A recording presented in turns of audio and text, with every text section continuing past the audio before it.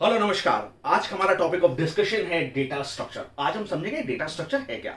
लेकिन आप ये सोच रहे होंगे कि मुझे डेटा स्ट्रक्चर पढ़ाना है तो ये मेरे गले में ये क्या कर रहा है। आपको समझाने के लिए मैंने ये आई कार्ड पहन रखा है। सपोज करो आप एक स्टूडेंट हो और शाम को जब आप अपने कॉलेज से वापस आते हो तो आप जनरली करते क्या हो। आप अपना आई कार्ड को उठा के फेंक देते हो, अपने पेन को उठा के कहीं फेंक देते हो, बुक को कहीं रख देते हो, कॉपी को कहीं रख देते हो। और इसका फर्क क्या होता है, इसकी वजह से होता क्या है, जब आप अगले दिन कॉलेज जाना होता है तो आप अपनी मम्मी के ऊपर चिल्ला रहे होते हो, मेरा आई कार्ड किधर है नहीं मिल रहा, मेरा पेन किधर है नहीं मिल रहा, आपकी कॉपी किधर है और आपकी बुक किधर है। तब आपकी मम्मी आपको एक चीज कहती है कि अगर संभाल के रख लो चीजों को तो तुम्हारा क्या जाएगा, जल्दी से काम हो जाएगा। अब आप एक एग्जाम्पल सोचो कि अगर आपने आई कार्ड को उसी जगह रखा होता जहां पे आपको वहां से मिल जाता, और पेन को पेन की जगह में रखा होता, बुक्स को बुक्स की और कॉपी को कॉपी की जगह रखा होता, तो कितना जल्दी वो काम हो जाता जिसके लिए आपको टाइम लग रहा है। एग्जैक्टली यही है डेटा स्ट्रक्चर। इस डेटा स्ट्रक्चर क्या है? The mathematical and logical representation of data. Data का मैथमेटिकल और लॉजिकल रिप्रेजेंटेशन। और एक इजी डेफिनेशन की बात करें तो what is data structure? Data structure are typically used to store, retrieve and process. Data को स्टोर करना, उसे बाहर निकालना और उसे प्रोसेस करना, process data on computers for efficient use. और हम डेटा को क्यों स्टोर करते हैं, रिट्रीव करते हैं? ताकि हम उसको एफिशिएंटली यूज कर सके।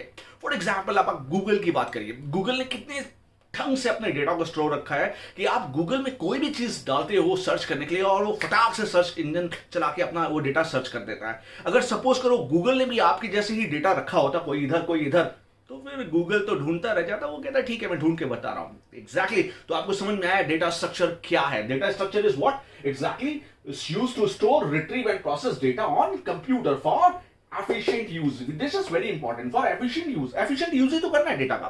फाइन।